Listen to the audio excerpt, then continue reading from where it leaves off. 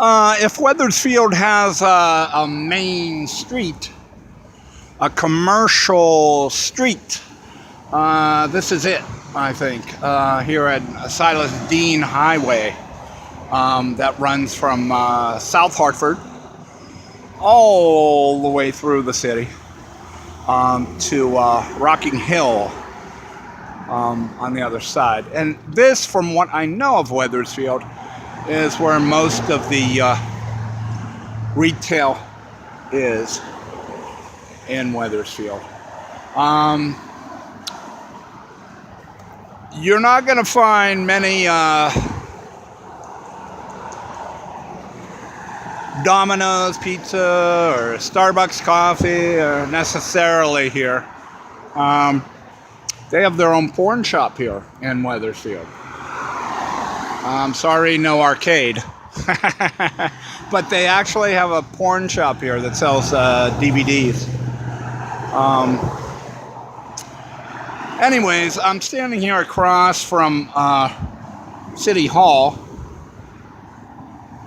to tell you that this is a Goodwin Square, that where the good intentions turn out and produce good results. So this is kind of Goodwin Square on the road, if you will, here in Wethersfield, just outside of Hartford. And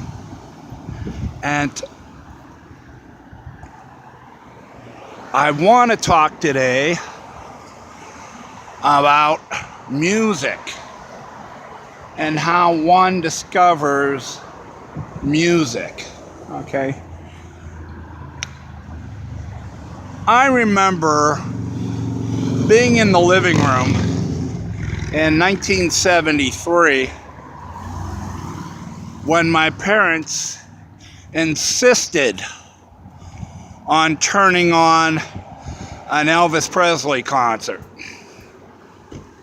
And I remember them sitting there, both with big grins on their faces, watching this Elvis Presley concert from Hawaii.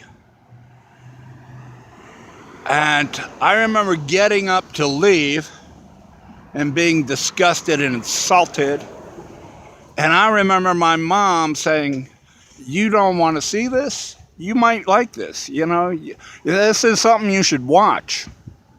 And I said, "No, I'm getting out of here. I ain't no hound dog, man," or something like that. And they took off. I took off for my room.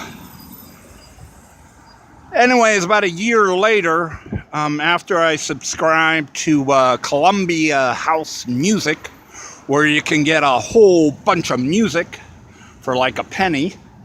They'll send you albums,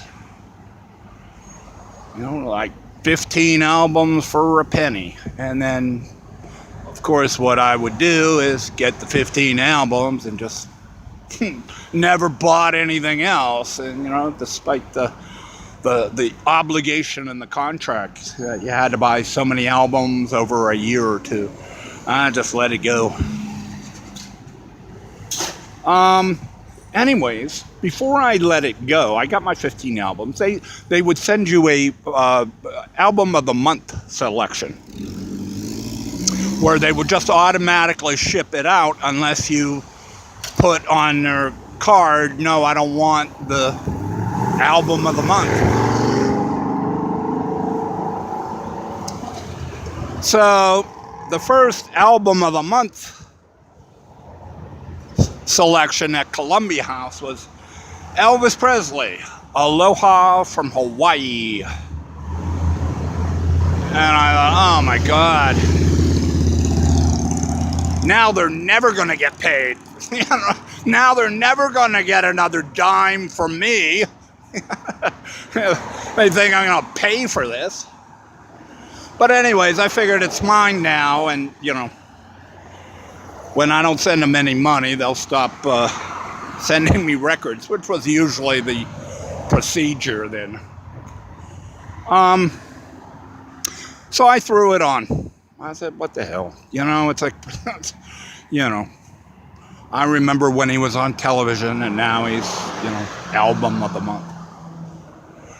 And I tell you, a lot of artists today like to perform live or like to record live because they sound so much better and there's a natural feel to it. And I must say, once I heard Elvis Presley in Aloha from Hawaii, I never looked back. I mean, that was it. You know, hearing that voice live and the crowd, and you didn't have to watch it. It came out very, very clearly in the recording. You know, and it was just phenomenal. So once I became an Elvis Presley fan, I started looking into Elvis Presley records. And that took me from Elvis Presley in 1973, 74 to a long history of rhythm and blues and country. You know, it's funny, when I was down in Memphis, the one thing they kept harping on in all the studios, whenever Elvis was mentioned, was how he was, more than anything else, a bridge between white Pat Boone music and white people to race records and black music, which was rhythm and blues. And it was through Elvis that I found performers like Richard Penniman. Richard Penniman is Little Richard. And it was through Elvis that I found Chuck Berry. Because what I noticed on the albums is, in parentheses, usually underneath the title of a song that I would love Elvis singing, would be these guys' names. I knew Elvis didn't write. Elvis just performed. That's all he had to do. But I wanted to find out who these guys were. You know, what songs he was recording. Who these guys were. And I did. And one took me to another, took me to another, took me to another. And it took me to, all sorts of places. Memphis, the South, Muscle Shoals, parts of the country, And it was kind of auspicious, because I was finding out a lot of things about music and where it came from.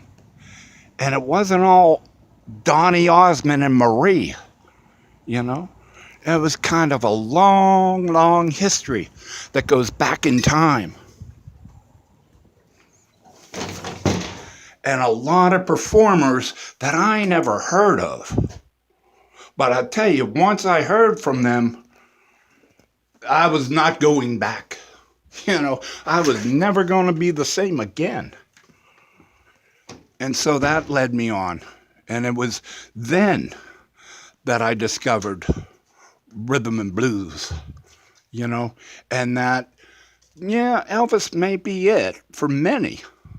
But certainly in time, Elvis, was a performer.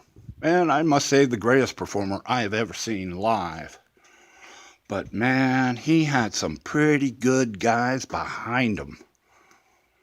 And it was through him that I learned about them. Okay? While others were listening to, Lionel Richie. No, I was more interested in, Chuck Berry, Buddy Holly, some of these 50s guys, 40s guys. And then going to Memphis last year, I learned about other inspirations of Elvis, And it was in Memphis and the close recordings and studios and the musicians in Memphis, Beale Street, and the record shops, private, small little record shops, right down from his parents' house, where Elvis heard a lot of these great musicians that would be with him forever and would really transform, the entire world and bring black music and black performers into the mainstream where they were due. Credit and recognition